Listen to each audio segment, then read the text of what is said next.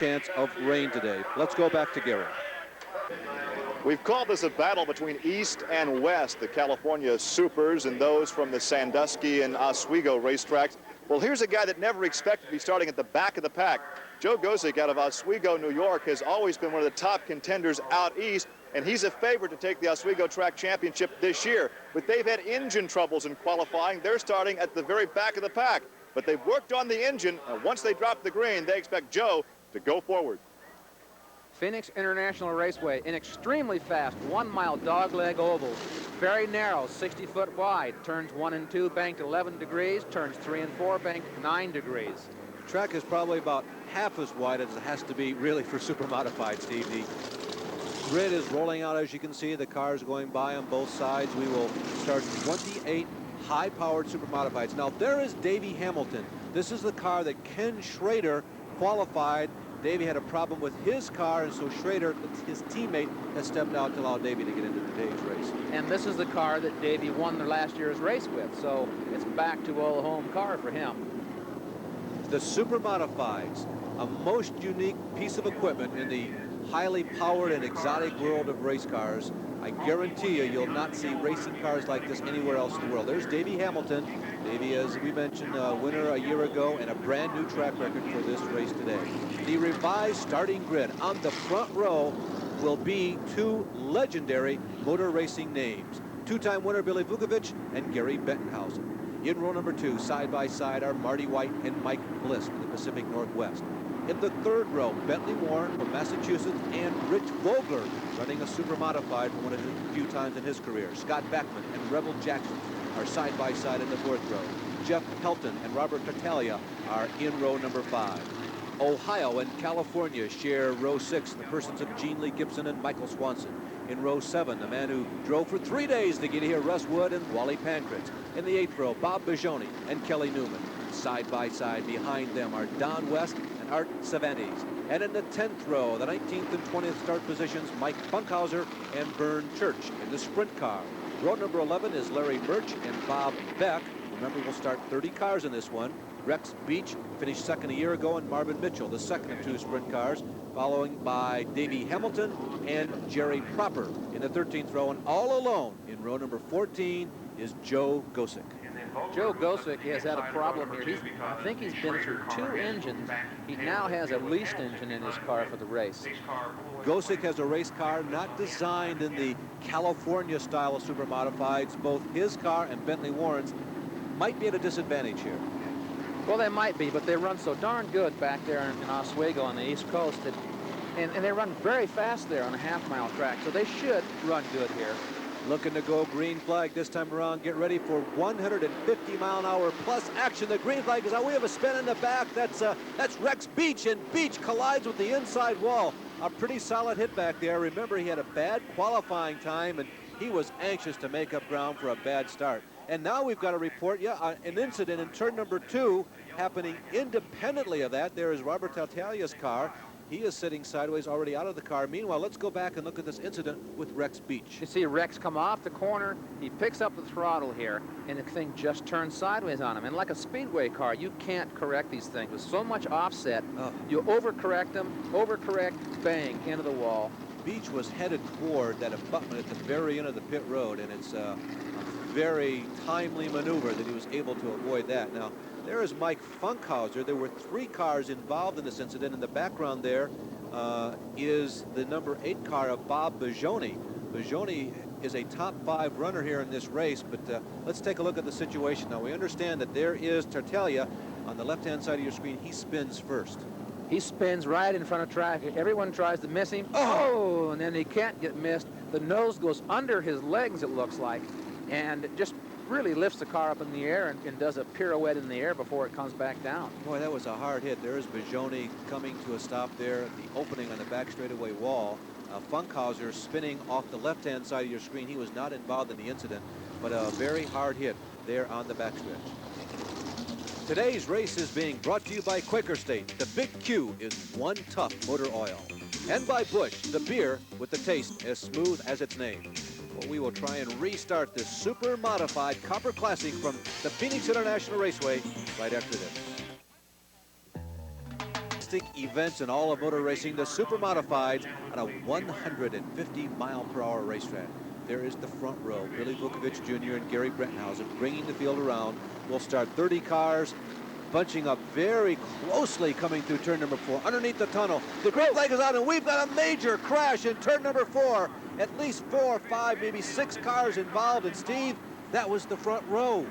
That was the front row. You saw Billy Vukovich got a little bit of a jump on Gary in the middle of the corner, and it looked like when Gary was trying to pick up the throttle hard to catch up, he just lost it. The back end jumped out, his left front came over and smacked into Billy's right rear. And you see 6 cars sitting here. By the way, getting out of that yellow car, that's Mike Bliss from Milwaukee, Oregon. Let's take another look at this incident. Well, you see Gary was a little behind, and when he gassed it, the back end came out, the left front came over and ran into Billy. Hard hit. The white car there you can see hitting the outside wall. That's Rich Vogler. Spinning to miss is Gene Lee Gibson. Don't know if he made any contact. Silver car right in the middle of the track. That's Pankratz, I believe. And serious damage to Billy Vukovich's car. A little bit of a limp there as he goes over to talk to Gary Brentenhausen, whom we're calling precipitated this mess. Well, I'd say Gary started it because I think he was just gassing it so hard, trying to get it back, caught back. Well, we're looking to go green again with optimism, but we've had 4 incidents that have either stopped or slowed this race. A lot of the drivers have made pit stops to hope to correct their race cars, making them faster. But up front, Rebel Jackson, a young driver from Seattle, Washington, who has come here for years as a mechanic and car preparer for his father, finds himself leading the race. That black and pink car, that's Scott Backman. He was one of the strong West Coast super modified competitors, and he has himself a comfortable 3rd in this race. Now, that orange and yellow car is Gene Lee Gibson. We saw all of the adjustments being made to that car. Gene Lee can be very fast on a paved racetrack. It looks like his car is working better now. It looks much better. What they were doing was they were giving more attack in the second element on the wing, which would give the car more downforce, wouldn't be quite so loose.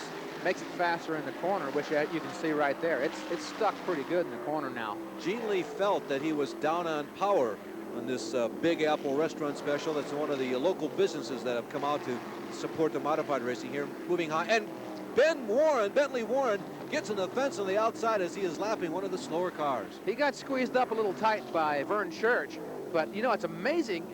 These cars are so light yet they're so strong. He whacked the wall a pretty good clip and kept right on going. Now there's Gene Lee Gibson, and Steve, he is slowing down. And Gene Lee Gibson, he's smoking. Looks like he is blowing that engine. That's engine oil smoke coming right out of the breather. Here's Vern Church. This is a replay of that incident. There is Rebel Jackson, the leader. He takes the low road, and Bentley Warren comes around the outside to try and pass on the outside and finds himself. He slides a little bit. I don't know. Church may have given him enough room. Yeah, it did. On a close look now, it doesn't look like Vern Church caused any problem. He just got on the outside and slid up into the wall. There is Scott Backman in that blue car. That's Michael Swanson. There's a little bit of smoke coming from Swanson's car. That looks like engine smoke. Doesn't look like tire smoke. It's staying with it. It looks to me like another engine is going away on that car. That's one of the one-of-a-kind chassis that's competing here. That Michael Swanson car.